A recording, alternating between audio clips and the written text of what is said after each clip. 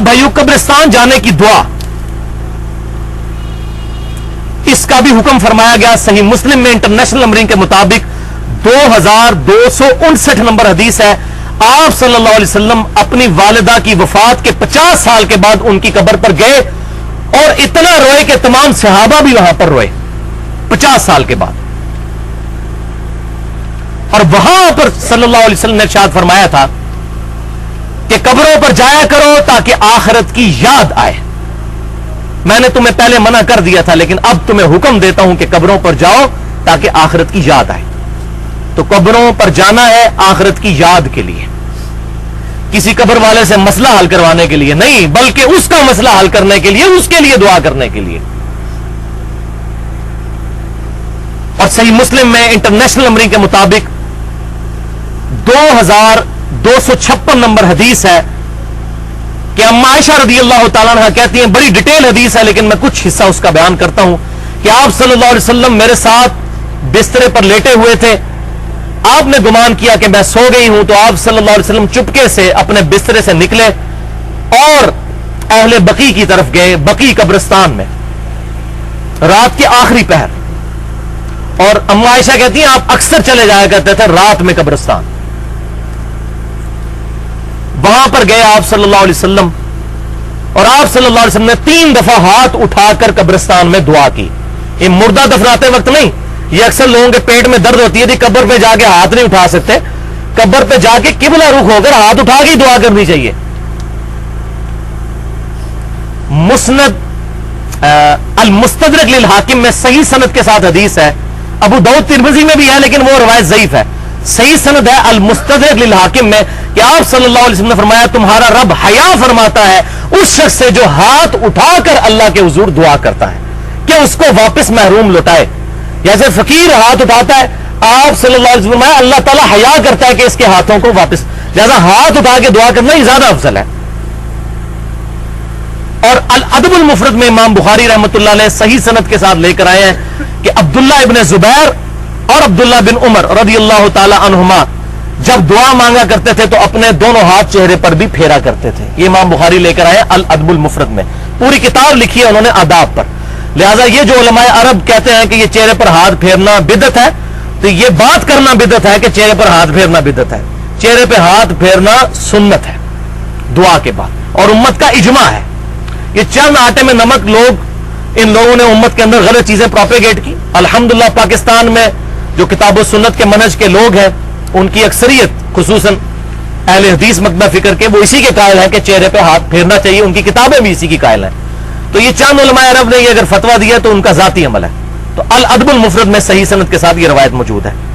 تو آپ صلی اللہ علیہ وسلم کے صحیح مسلم میں الفاظ ہے انٹرنیشنل نمبرنگ کے مطابق 2256، وہی حدیث اما عائشہ کہتی ہیں 3 دفعہ ہاتھ اٹھا کر دعا کی آپ صلی اللہ علیہ وسلم نے. پھر آپ صلی اللہ علیہ وسلم واپس آئے تو میں آپ صلی اللہ علیہ وسلم کے آگے بھاگتی ہوئی آئی اور لیٹ گئی آ کر، سانس میرا پھولا ہوا تھا. تو آپ صلی اللہ علیہ وسلم نے مجھ سے فرمایا کہ عائشہ کیا تو نے گمان کیا کہ اللہ اور اس کا رسول تجھ سے خیانت کریں گے؟ یعنی تو نے یہ گمان کیا کہ میں کسی اور بیوی کے پاس چلا گیا تھا؟ تو مجھے بتاؤ تم میرے پیچھے آئی تھی، اور اگر تم نے مجھے نہ بتایا تو غیب کا جاننے والا تو مجھے بتا ہی دے گا. یہاں پہ بھی علم غیب کا عقیدہ آپ صلی اللہ علیہ وسلم نے کلیئر کیا، غیب کا جاننے والا مجھے اطلاع کر دے گا. تو اما عائشہ نے کہا یا رسول اللہ میں آپ کے پیچھے آئی تھی یہ دیکھنے کے لیے. تو آپ صلی اللہ علیہ وسلم نے فرمایا کہ جب تم میرے ساتھ لیٹی ہوئی تھی اسی حالت میں میرے پاس جبرائیل علیہ السلام آئے، انہوں نے مجھے چپکے سے کہا کہ اللہ تعالیٰ حکم فرماتا ہے کہ جا کر اہل بقیع کے لیے مغفرت کی دعا کریں. قربان جائیں گی اہل بقیع کے لیے. صحیح مسلم میں حدیث ہے کہ مدینے میں موت مانگو، جو مدینے میں مرے گا میں اس کی شفاعت کروں گا. اور صحیح بخاری میں ہے کہ سیدنا عمر یہ دعا کیا کرتے تھے، اے اللہ مجھے شہادت کی موت مدینہ شریف میں دینا، کیونکہ اہل مدینہ کی سب سے پہلے شفاعت ہونی ہے قیامت والے دن جو بقیع میں دفن ہے.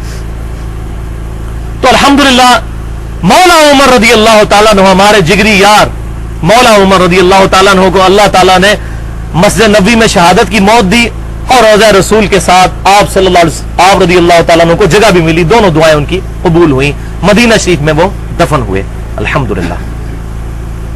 تو آپ صلی اللہ علیہ وسلم سے یہ دعا ثابت. پھر آپ صلی اللہ علیہ وسلم سے اما عائشہ نے پوچھا یا رسول اللہ آپ نے تو جا کے دعا کی، میں قبرستان جاؤں تو کیا دعا کروں؟ تو پھر آپ نے دعا تعلیم فرمائی. جو آپ کے پیپر پر ریفرنس نمبر 8 ہے، صحیح مسلم کتاب الجنائز حدیث نمبر 2257، یہ 4-5 حدیثیں کٹھی ہیں. یہ دعا آپ صلی اللہ علیہ وسلم نے تعلیم فرمائی کہ مردوں کے لیے جا کر قبرستان میں یہ دعا کرنی ہے. بس یہ دعا کرنا جو ہے وہ ثابت ہے. اور ظاہر ہے ذکر اور درود ساتھ پڑھنا وہ تو ہے ہی ہے دعا کی قبولیت کے لیے. جو جامعہ ترمذی میں حدیث ہے، جو ذکر اور درود پڑھ کر دعا کرتا ہے اللہ تعالیٰ اس کی دعا کو قبول کرتا ہے. 593 نمبر حدیث ہے انٹرنیشنل نمبرنگ کے مطابق.